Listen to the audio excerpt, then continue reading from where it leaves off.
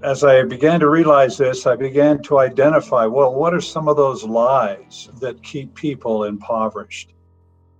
And one of the greatest lies is the lie that men are superior to women.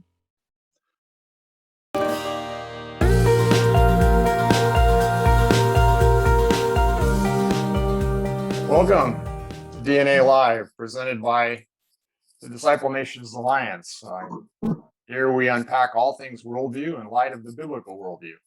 And we do this so that we can align our lives with God's intentions and purposes, and thereby bring transformation to not only our lives, but to the world around us. We believe this transformation with our communities and nations begins with each of us when we advance the truth, the goodness, the beauty of God's kingdom and the world in which we live. And our alliance, or maybe better said, our community, numbers in the thousands and includes people and churches from about 100 nations around the world who share this mission to bring transformation and an understanding of the biblical worldview to their lives and communities. To learn more about us, we encourage you to go to our website, disciplenations.org, where you'll find online training and blogs and books and other resources that can help you. So we really invite you to do that. So today, we'll be talking about worldview in terms of what it means to be male and female. And welcome, Darrow. You're going to be leading us here today. So it's great to have you on board. Good to be here, Dwight, and good to be with those of you who are watching this cast. Thanks a lot, Darrow. Well, you and I have been laboring. How long has it been? Well, you've actually labored a lot longer than me, but I've been working with you on this project for about the last 2 years, it seems like, and we've landed on a title finally, and it's called The Grand Design: Rediscovering Male and Female as Imago Dei. That's a mouthful, but it's an important mouthful. So, Darrow, I would love for you to just take a few minutes and unpack why this course, and give us some history on what it's about and how'd you get here. Well, like both of us, Dwight, we worked for Food for the Hungry, Christian Relief and Development Organization, for many, many years. And when I first traveled with Food for the Hungry, I came to understand that it wasn't material resources that were keeping people back from flourishing. What was keeping people from flourishing were lies. Lies were barriers to human development and community development. And it was truth that was foundational to individuals developing and reaching their potential, and for communities to develop. And as I began to realize this, I began to identify, well, what are some of those lies that keep people impoverished? And one of the greatest lies is the lie that men are superior to women. We find this lie in virtually every culture in the world. We see that men treat women as objects. It may be sex objects, it may be as slaves in their house, in their community, many different things in terms of globally. Poverty is stemming from this lie of sexist culture born out of this idea that men are superior to women. And as I've traveled around the world, being in villages and slums and meeting educated people and lowly educated people, it doesn't seem to matter which. I've cried a lot with women as I've heard their stories. I remember I was in India one time and sat down with a woman, and she started crying, and I said, "Why are you crying?"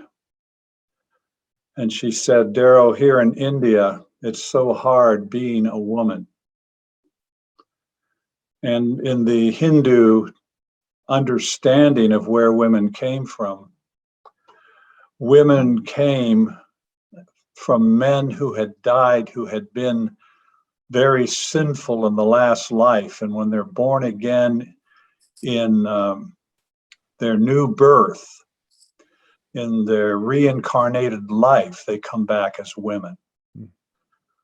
So women literally were men who had sinned greatly in their last life. And as women in the present life, they have to suffer greatly to work off their bad karma if they hope to come back in the future life as a man, the higher creature. And as we were talking, she just started crying and she said, Darrow, she's a Christian. And she said, if I could have had God answer just one prayer of mine, it would be that I had been born a man. And here she was, she'd found Christ, she was a Christian, she was married to a Christian man. And yet this burden of being a woman in an Indian culture and how deeply that is burned inside of her, it was virtually destroying her life. I was in Kenya lecturing to a group of development workers in Kenya, and I mentioned this lie as one of the things that was keeping Kenyans in poverty. And afterwards, I had a young Kenyan come up to me and he said, you know, Darrow, in my tribe, in our tribal language, we do not have a word for woman. And I said, that's impossible. You have to have a word for woman. Half the people in your tribe are female. Said, no, I don't. We don't. Well, what do you call a woman then? We call her a tool. We see a woman like we would see a shovel or a hoe or a machete. She is the tool that a man uses. So she's not even in the human category. And I can go on and on and on with stories from around the world. Listening, hearing the stories of women's broken lives, broken families, the abuse.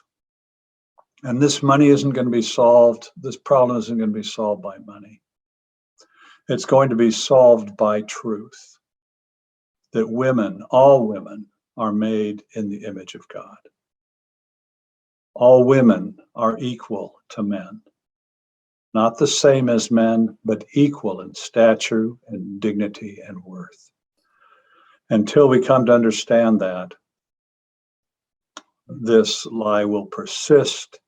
Families will be broken, women's lives will be shattered, and women around the world will continue to be abused. So I began teaching about this, created a week-long lecture series entitled The Dignity of Women. And one of the most profound messages in it is the maternal heart of God. And I'd say half the time I teach this material, when we get to the maternal heart of God, women are just weeping and broken because they've never heard a man talk to them the way I speak to them. And they've never heard anyone say to them that being a woman, they are made in the image and likeness of God. A single man cannot represent all that it means to be made in the image of God, nor can two men represent all that it means to be made in the image of God. God made us in his image, male and female. And that is a profound understanding. It is the profound truth. It frames reality in the universe and would frame the reality of our lives as men and women. I remember I was in a YWAM base in Puerto Rico sharing this idea. And when I got to this point in the lecture, the women just started weeping. And after a while, the men began to weep because they saw for the first time in their lives the broken hearts of the women, their friends. And they were realizing that it was their actions, their words, the way they treated women that brought such brokenness. So I've written a book called Nurturing the Nations, which deals with this. And we decided to do a video series, which you have so ably helped to drive, Dwight, and been the director of it, to bring these messages in a video context, a DNA online course called The Grand Design. And it's going to be launched. But it started as the dignity of women. It started as the dignity of women. And when we were together in Malaga, Spain to film it, right, we had 10 women, 10 men from 18. 18? I think it was 18, maybe 17, but anyway. Yeah, from nations. Like 7 or 8 countries, from Africa, Asia, Latin America, North America, Europe. And we spent a week together wrestling with these ideas. But as we began, we concluded, this shouldn't be just about the dignity of women. This should be the grand design, because it's not just about women. It's about men and women and their relationships. And it's about how God has designed us as men and women for a purpose. And it takes the whole of male and female to represent the image of God. Yeah. I think there was a point where you talked about how it takes understanding the image-bearing woman to understand what it means to be a man. You can't fully understand your maleness until you understand what God created in the female, or something to that effect. And I thought that was powerful. Yeah, and you can't understand your femaleness until you understand what God made a man to be. It's a both and it's absolutely profound. That's why we're talking now about male and female, the image of God, and not just about the dignity of women. That was a fun week. You're aware too, Darrow, that next month we're poised to release this training. It will be a set of 24 videos. There will be a kind of a core version and then a going deeper version of these videos. And we'll let people know when it's available, but you can also go to our website right now, disciplenation.org /Coram Deo, scroll down through all of our training, and at the very end, you'll see the grand design, and we'd encourage you to sign up for it right there, and we'll let you know immediately when this course comes online. And so feel free to do that. We won't put you on a mailing list, but we just want to encourage you to sign up so we can let you know. Darrow, I'd like to ask you some specific questions about some of the things that you share that I think are real powerful. Sure. First of all, you often say that the biggest lie you just did that you hear around the world is that the lie that men are superior to women. And so why is the statement, no, women are actually superior to men, not an answer to this? Is that the answer? Well, you got it wrong. Women aren't inferior, men aren't superior to women. Women are superior to men. I mean, I hear that sort of. Yeah, no, you hear that from the modern. You hear that from the modern feminist movement, and it's they want a good answer. It's not a good no. Why is that not a good answer? Why doesn't it work? Because men and women are equal. One is not superior to the other. Men cannot be superior to women, and women cannot be superior to men. They are equal in dignity and worth. So why do we struggle with that then, Darrow? Why is that such a hard concept? To understand that? Go ahead. Well, I'll answer what I'm hearing, but you may need to rephrase the question. I'm leading you. Yeah, I'm leading you someplace. Someplace. Okay. No, we tend to think that a man's physical body tends to be stronger than a woman's body.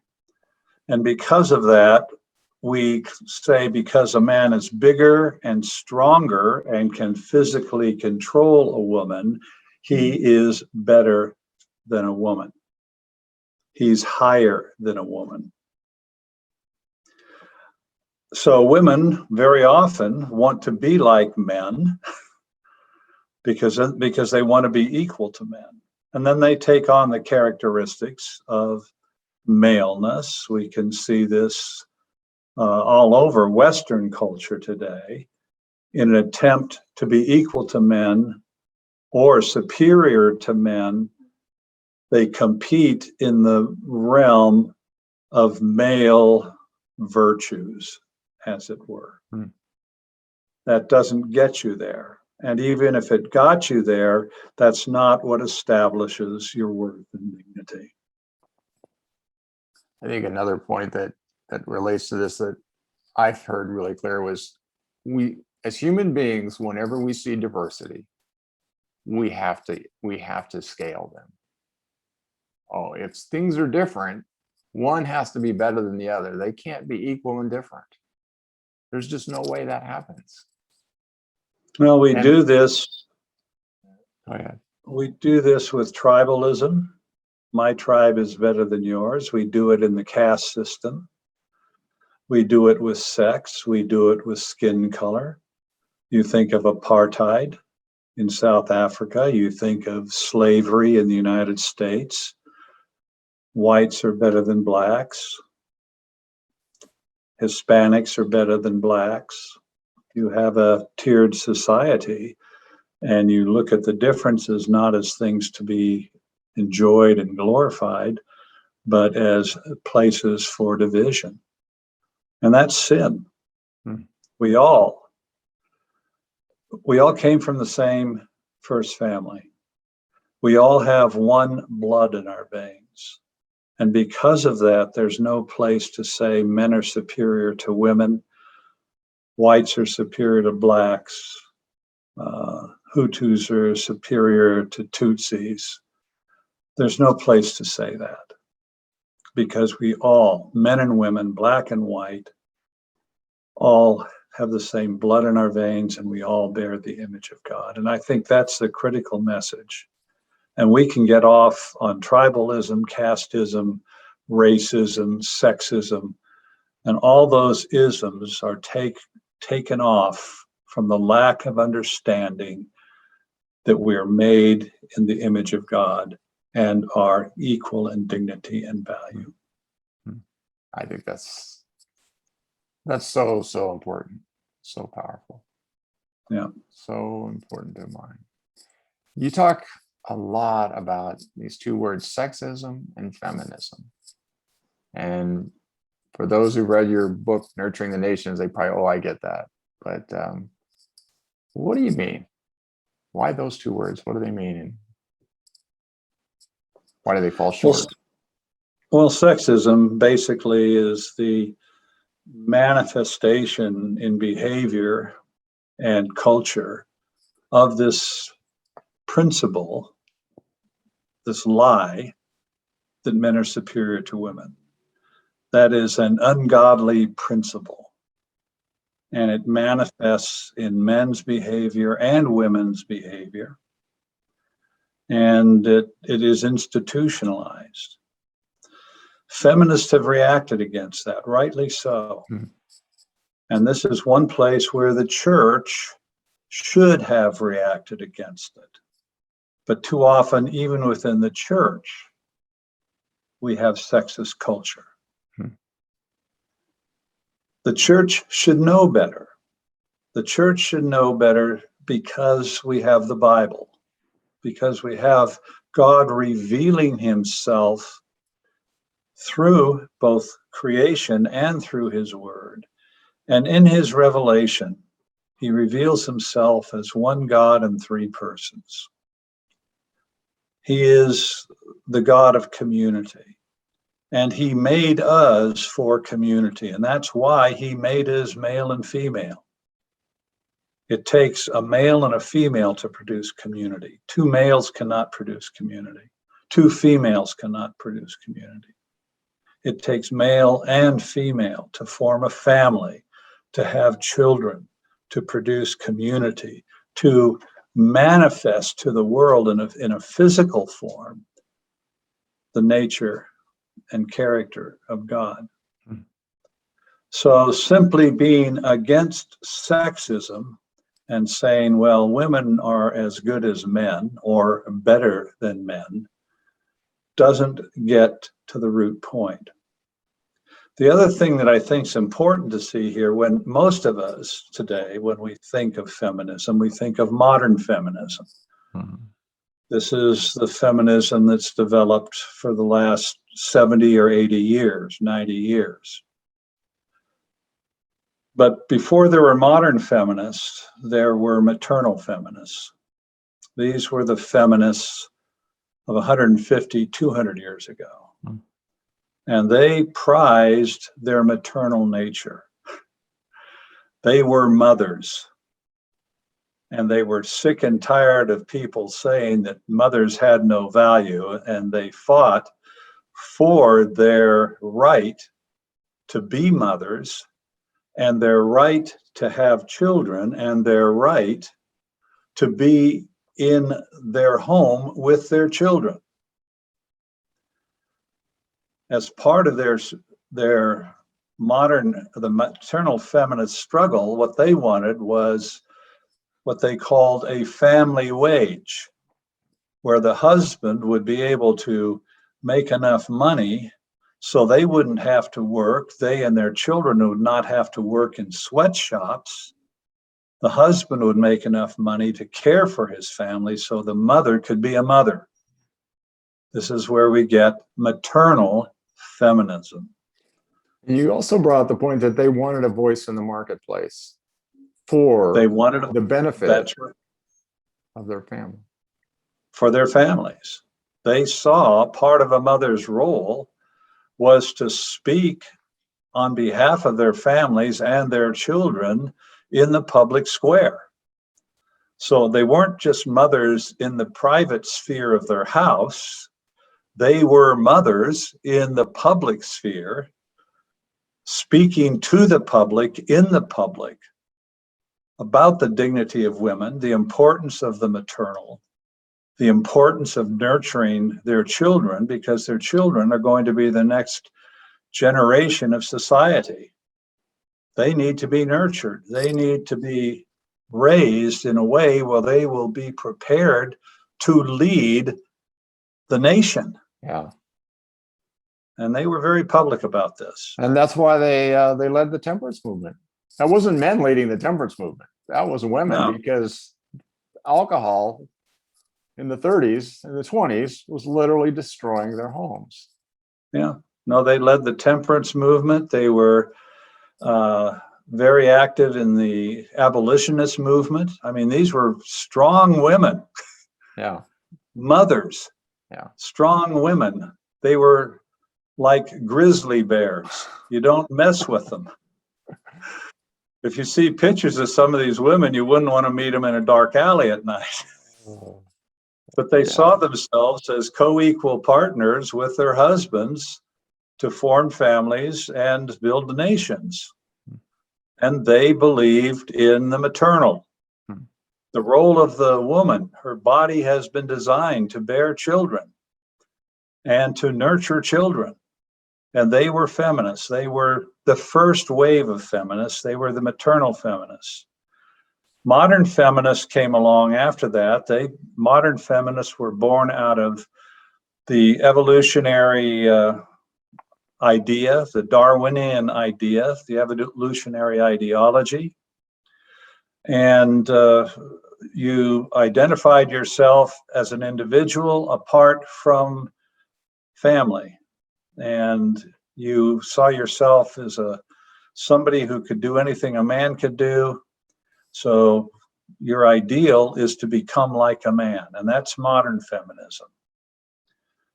Postmodern feminism has come in with the postmodern neo-Marxist critical theory paradigm that's now spreading incredibly rapidly in the world, where you're neither male nor female. You come into the world as a blank slate and you determine what you are going to be. You may have been born male, but you could determine yourself to be female.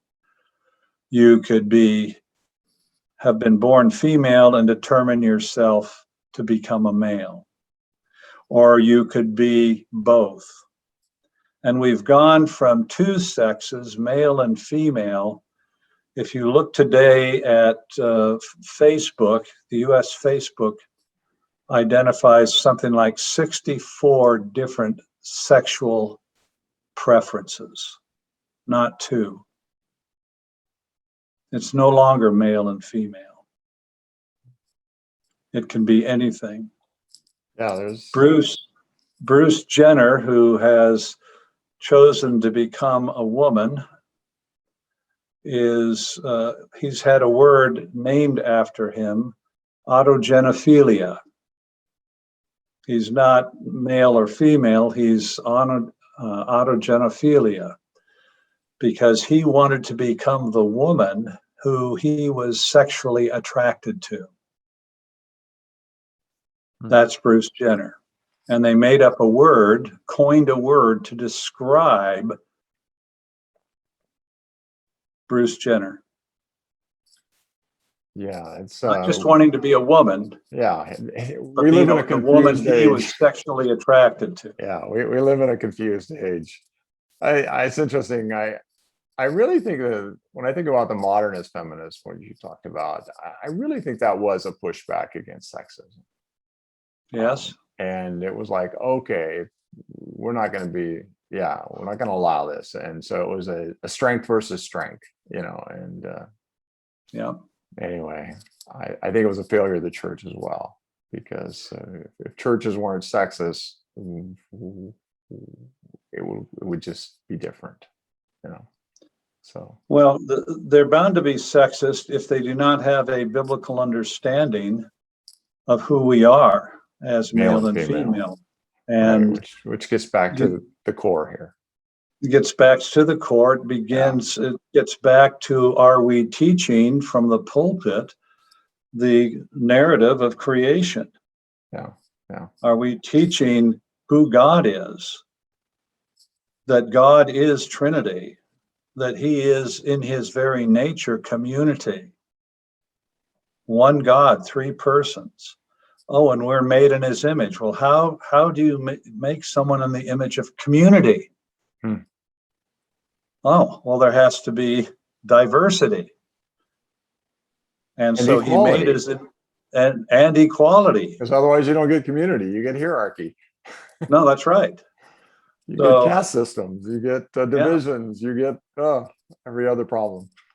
So we don't spend time on that. I don't think I've ever heard a sermon in my whole life from Genesis 1 that focuses on these things. And because this is not where the church is and understands, this isn't part of the mindset other than from a distant memory, we've lost the culture. And now we are joining the culture. Well, unfortunately. Here's the good news. If you want to hear a sermon on that, I think it's less than 3 or 4 in the grand design. And Darrow, you give that sermon on the Trinity and community, equality, and how that's reflected in God and then reflected through us. But it's sourced in God and reflected through us. So, Darrow, we've already touched on a couple of things, but I thought it would be helpful if just unpack some of the themes that you talk about. That you've already mentioned some of them, but maybe just do an overview of the themes in this course and why each is significant. Sure. Another theme, and it transitions from what we were just talking about. God existed before the creation. He is eternal. He is transcendent in his nature. And we are physical beings. And what is this? He's the image of God. I mean, he is God. We're made in his image. Well, there happens to be a transcendent pattern for our being male and female. That transcendent pattern is masculine and feminine. These are transcendent ideas, transcendent nature And now God builds a body around each of those transcendent things. So behind male, biological male, is transcendent masculine. And behind that is God himself. Let me interrupt you on this one. Just transcendent. You mean A pattern. A pattern, a non-material pattern, and a non-material pattern that's actually it's at the God level. When we're talking transcendent, we're talking God level femininity, God level masculinity, supernatural. Masculine and feminine are born out of the character of God. Right. I'm just in terms of the definition of transcendent, because it's a big they're word. Born out of the character of God, and so now, okay, God is thinking, I want to make these creatures, but I don't want to make them simply dumb animals. I want to make them in my image. So, and I am male and female, or I am masculine and feminine, or somehow. Yeah, that the characteristics of masculine and feminine come from God. Exactly. The maternal heart of God is reflected in a woman's maternal heart. God the Father is manifested in the male heart and psyche. Yeah. But there's this transcendent element from which the architectural drawings, as it were, come from that. And then from the architectural drawings, you actually have the physical bodies. Yeah, that's a great explanation, Darrow. Thank you. Yeah, it's important to understand that, because without understanding that, who are we? Well, we don't know. Yeah, we're dumb animals. Like we're just dumb animals. That's all, you know. Yeah, we're dumb animals. Slightly elevated animals. But in the postmodern world, I don't know who I am. What does it mean to be a human? What does it mean to be a man or a woman?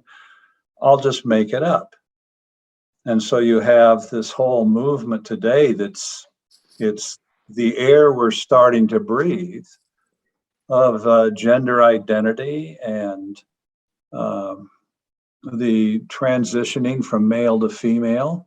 And it's not just on that level. There's a guy here in Phoenix named Richard Hernandez who went from male to female because he thought inside his identity was female. And then he went from that to trans species. He envisions himself as a female dragon. So it's not just having his body parts altered through surgery to go from a male to a female. Now, Richard Hernandez has had his ears cut off. He's had his tongue forked. He's had his nose surgically altered. He's had implanted up here the beginnings of horns. And he's had tattoos, scales put all over his body. Yeah, because it's just a reminder of species. Right. It's just a reminder of how much confusion reigns, you know. And how much confusion. And that's why we pull back to this, you know, back to masculine, feminine, as you're speaking about God's transcendence and that we reflect that transcendent God through our masculinity, male and female. And you talked about we both need to be present to reflect God. And I'm thinking, yeah, and it's just when you think of nature, I mean, this is obvious, but you know, when you think of nature with the animal world, with the plant world, we just see masculine and feminine everywhere. And the fact that he captured it in human beings as well, that's just great, you know, because we're his image bearers. He says, you know, I can't like do this all through nature, and then I'm going to create the human being who's made in my image, and I'm just going to, we're going to neutralize this one, you know, we're going to go neutral on this one and just make one person. Anyway, it's your show, not mine. What other themes do you got? It's a discussion. I know. What other themes do you have? We're talking about what were we talking about? Well, another theme that I discovered as I was preparing the material for this comes from Adam naming his wife Eve. And there's something absolutely incredible going on here. God created the universe, and he first, before he created it, he envisioned it. It was in his mind. Which is what we do. Which is what we do. Exactly. Because we're image bearers of God. We can imagine things that don't exist now. And then you get a Tesla. And we can, pardon? Yeah. And then you get a Tesla. Yeah. Well, no, this is how we're made in the image of God. Anyway. But he imagined, and then he created the raw matter for the universe. We find this in Genesis 1 and 2. And it says there that the universe was without form and void, and darkness hovered over the surface of the deep. You had the matter for the universe, but there was no form yet. And then what you find is this gestation period in Genesis 1, where God creates higher and higher forms of the matter. He forms it, and he says it's good. And then he forms it some more, and it's good. And he forms it all the way up to human beings who are made in his image. And he says, this is very good. But there's this gestation period from the time that the matter was created to the time that his shaping of it is finished. And then you have the consummation of his creative process with male and female, putting them in the garden and giving them the task to be fruitful, multiply, fill the garden, fill the earth, and have dominion over creation. And he made our bodies so we could do that, so we could be fruitful, multiply, and fill the earth. And he also gave us the ability to govern, have dominion over creation, to govern in his place. Now we are in Genesis chapter 2, and Adam and Eve, I'm leaving out one of the most amazing things, but Adam and Eve are now there. And Adam is going to name his wife, and he calls her Eve. And the name Eve means the mother of all living.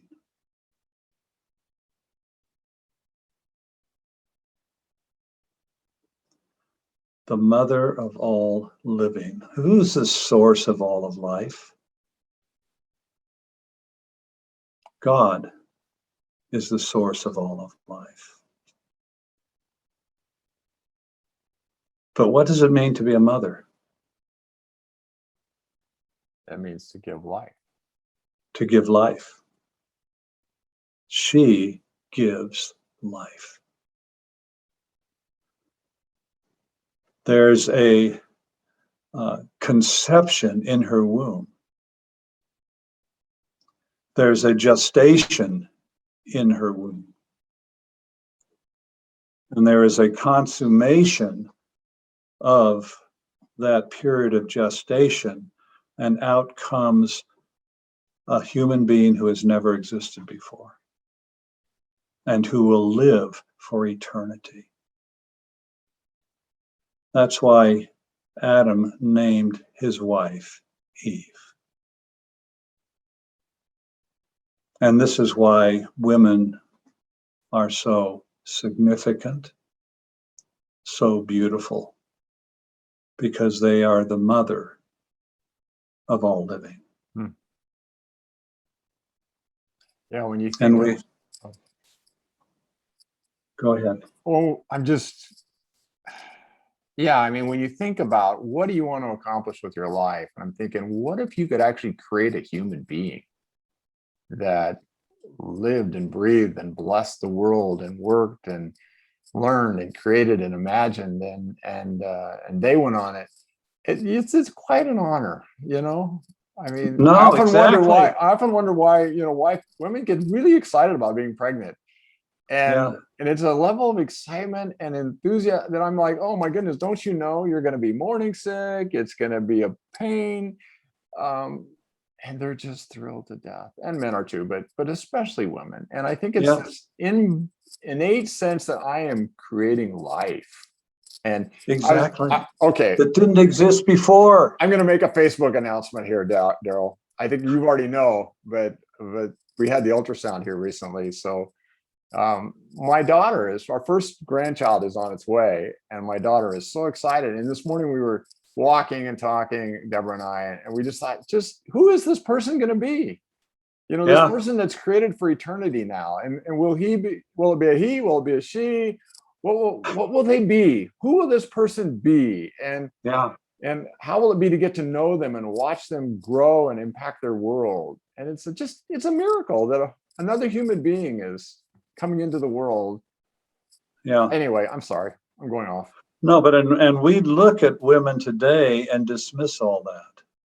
We don't see the glory. Even Oh, the she's life only a giver. woman. Yeah. We'll say she's only a woman. Or for her to have stature, she has to do what men do and do it well. And then she has stature and she's recognized. But this whole thing that she has been designed for, made for, conceived for, is to conceive life. And we put no value on that today. And you're And not that's saying why she can't become president of a company, but doesn't say that at all. no, you're not But saying that. I've heard you that's not not say the that. thing So that makes her significant. yeah, It's not. yeah, What she does is more significant than virtually anything in the world. yeah. I mean, creating a human being is pretty amazing. I mean, Yeah. you can create cars every day, but they break down and fall, and they don't last eternally. You know, Yeah. they actually don't last for eternity. Well, I don't know Wow. if you've been following this at all, Dwight, but in the newspaper today, it said that the United States birth rate is one of the lowest in its history. I heard that it's down this year, that they finally recognize that it's dropping. So Yes. And didn't see yesterday the or the number. day before, they were talking about the Japanese birth rate, and they happened to mention the Korean birth rate. Women are not having babies. Yeah, the Korean one is, I was astounded. You said it was 0.88 and I didn't believe you, and I looked it up. And it's Yeah. 0.88, and the replication or whatever, what's the word? 2.1 2.1. Okay, is is the what you need to have to maintain a stable population. population. So but 0.88 is like, wow. Well, and if you get down to where Japan is, they're a little above 1. Yeah, That means in every generation, they lose half their population. yeah. In 2 generations, they lose 3/4 of their population. In the United States, we are a nation of immigrants. So we have people coming in, and that's one of the reasons our birth rates have not gone as small. But the Koreans and the Japanese basically are monotheistic cultures. I mean, monocultural. And they don't have a lot of immigrants, and they're not having babies. Right. And they are literally living through cultural suicide.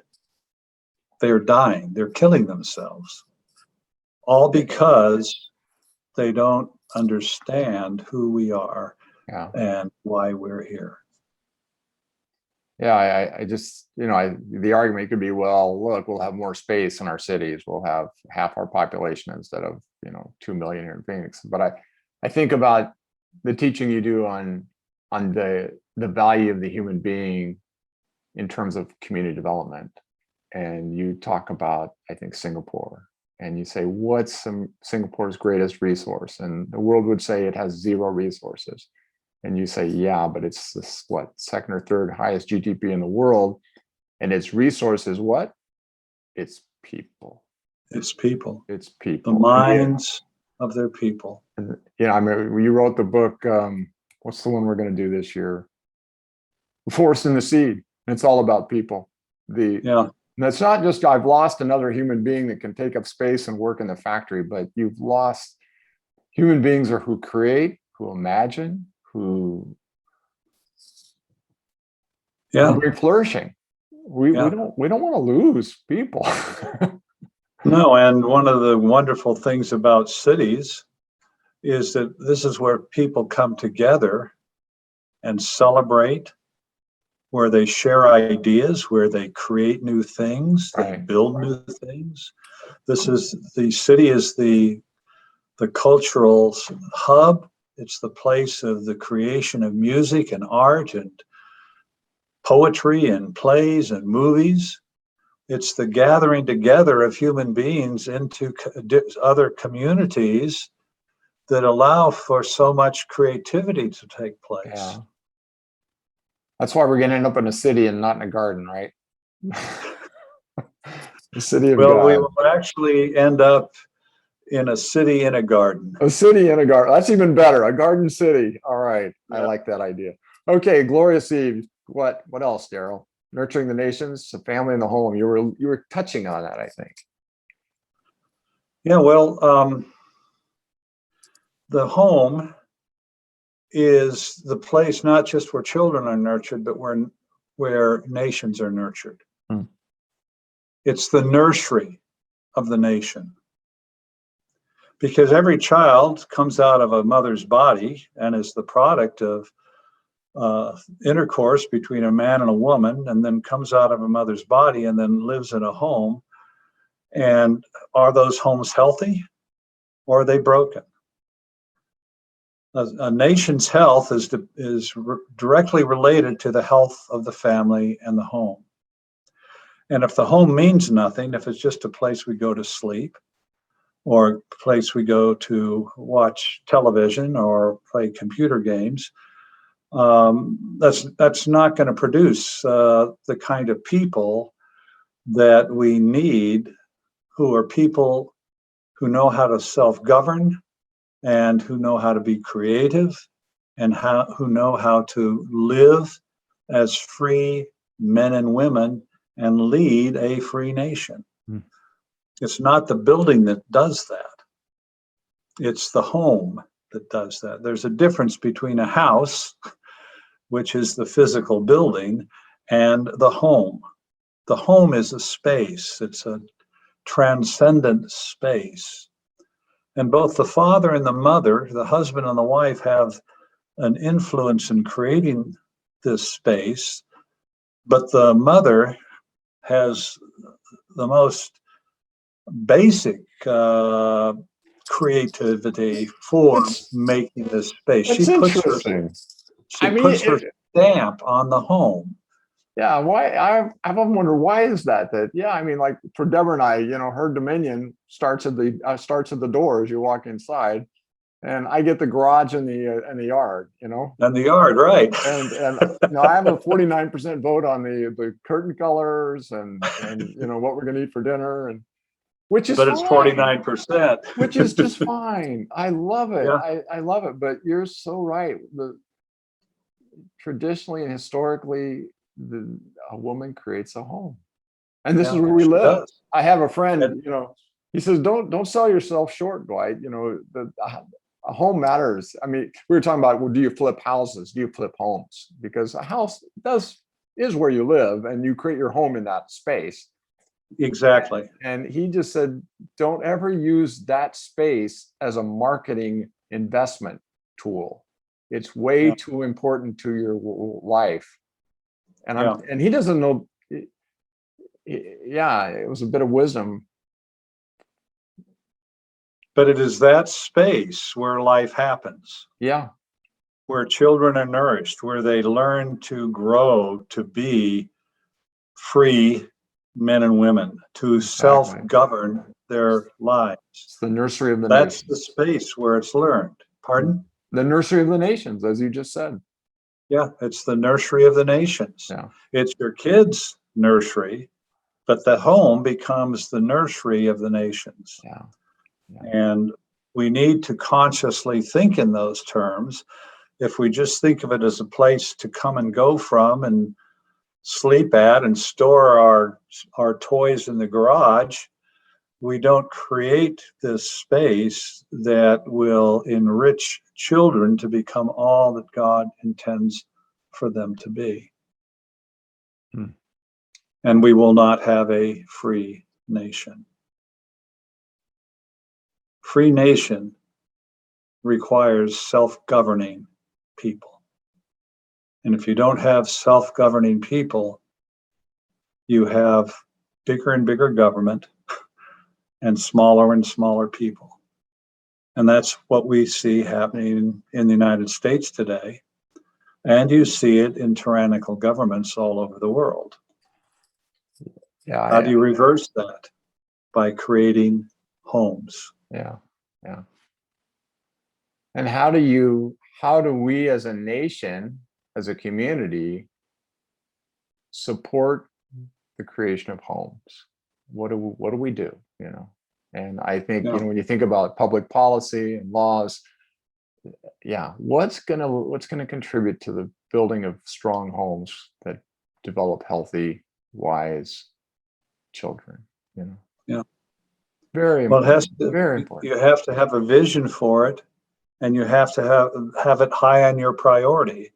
If it's afterthought, if you don't have a vision for it, you won't do it. If you have a vision for it, but it's afterthought, it won't happen very well. If you have all these other things in your priority line.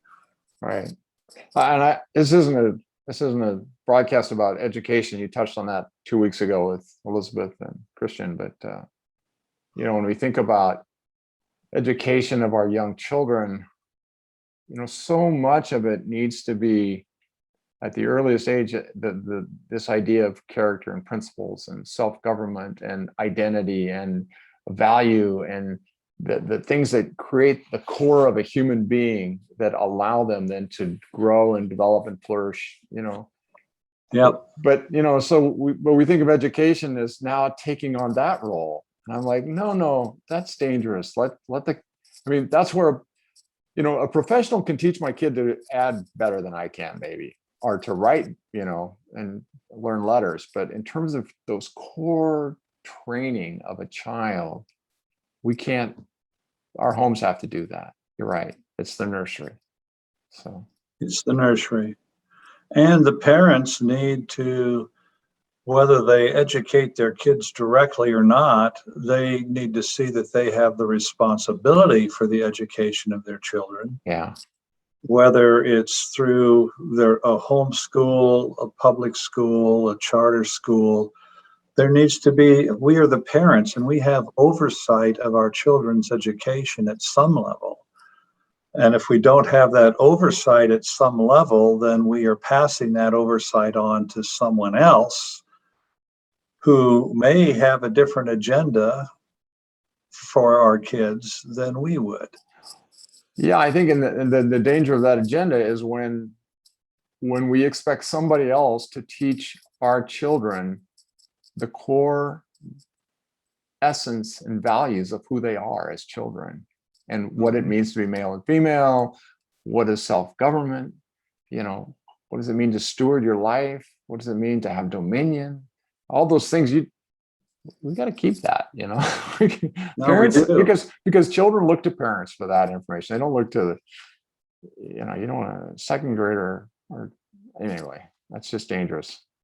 So, well, and I think one of the problems we face today is that the parents assume that schools are neutral in relationship to what they're teaching kids, that schools don't have an agenda, and that is simply not true. I just read something last week. The state of California is officially adopting equity math. And equity math is math that sees traditional math as white racism.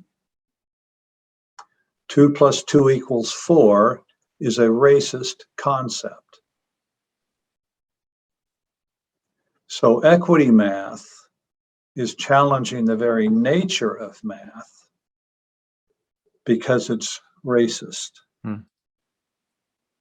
And now the state of California has a system in place to teach equity math, where there's no learning 1 + 1 is 2 or 2 × 2 is 4. There's no right answers. The concept of a right answer is white. Well, and so this is being mandated. Is that what you want your kids to learn? right.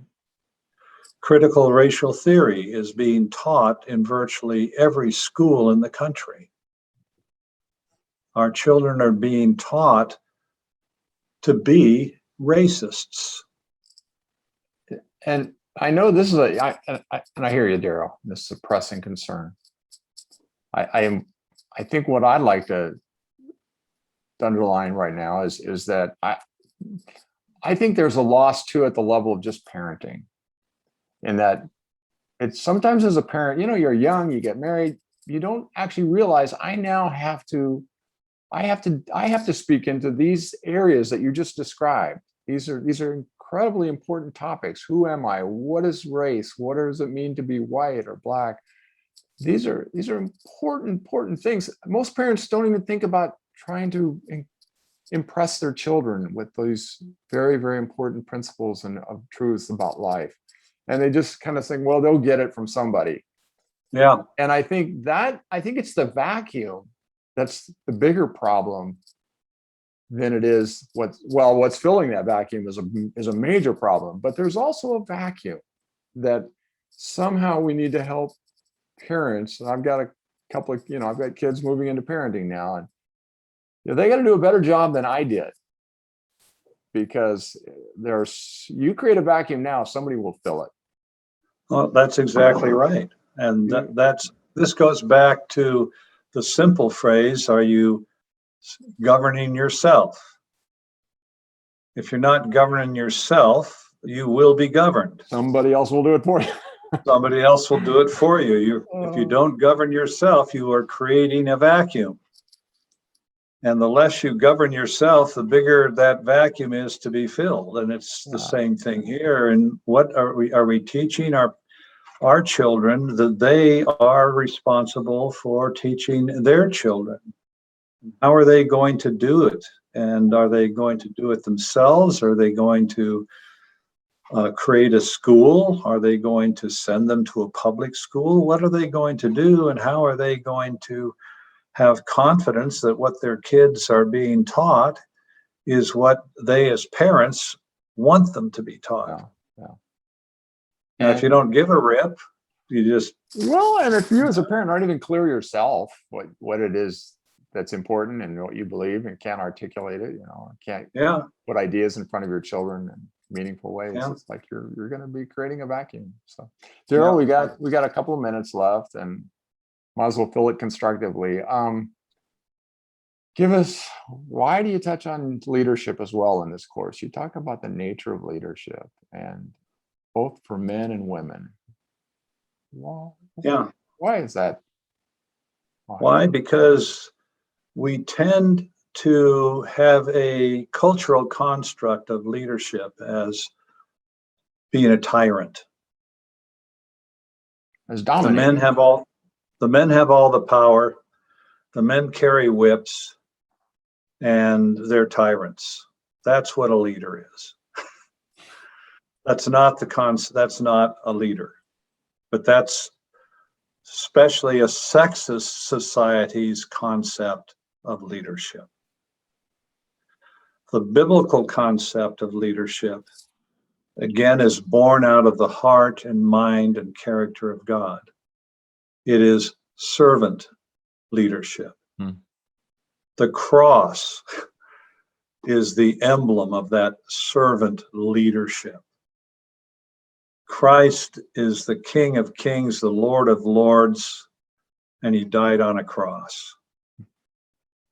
I mean, the symbol of the church is the cross, and the cross is the symbol of servant leadership.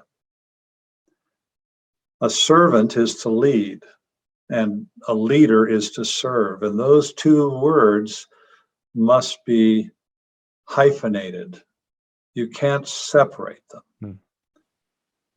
If you look at just lead, that gets corrupted by the word tyrant. If you look at the word serve without lead, that word gets corrupted by the concept of servitude. I have no worth. I'm a doormat. Oh. Both of those are wrong. And you can't say one is better than the other. They're both bad. Tyrannical leadership is bad, and servitude is bad. Oh. So why do we have a session on leadership? Whether you're a man or a woman, you lead. Exactly. You lead. Everybody leads. Everybody leads, and everybody is a servant, or should be. Everybody should serve others, and they're leading. Yeah, exactly. So you have these things are not to be divided in our lives. They're not to be divided in society. So you need to have a session that talks about leadership in a biblical context, coming from the very core of God's nature. He is a servant, and he is king. Yeah. And what does it mean to be a leader? For This us, is what it means to be a leader. That's one of those ultimate paradoxes. Yeah. The king who serves. The king who serves. The king who serves. The king who can squash me like an ant, and he serves me. Yeah. So anyway. Yeah. Darrow, it's been good. Thank you. Thank you. It's always a pleasure, Dwight. Let me know. Wish you well, man. So I look forward, and we've got some other things we haven't mentioned, but we've got we've got the animated video coming out that's just on the maternal heart of God. You take 52 minutes of Darrow Miller and put it into 4.5 minutes in animation, and see if you can communicate some of the same ideas. So we're looking forward to seeing that and releasing it soon. So anyway. And this new course will be out hopefully in June. Yeah, I was going to say June 1st, but it looks like it's sign up for it. Go to our website. Yeah, disciplinations.quorumdale.org/quorumdale. So, all right, Darrow. Thanks, Mike. We're after 11, so I'm going to sign off without prayer today, but God bless you, okay? Thank you, brother.